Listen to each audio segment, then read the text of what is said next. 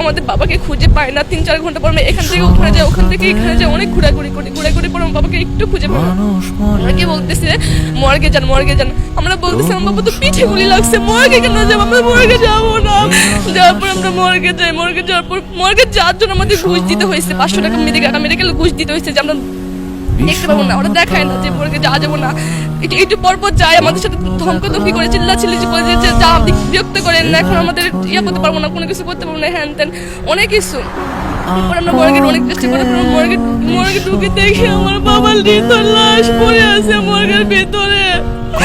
আমার বাবাটা শুয়ে আছে, আমার বাবার অনেক চেষ্টা করছে যে বাবা বলে ডাকে, বাবা তাকায় আছে আমার দিকে, বাবা মুচকি এসে তাকায় আছে, বাবা কিছু বলে না।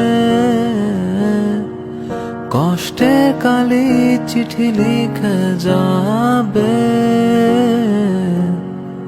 পৃথিবী, তুমি বুঝবে না শেষে।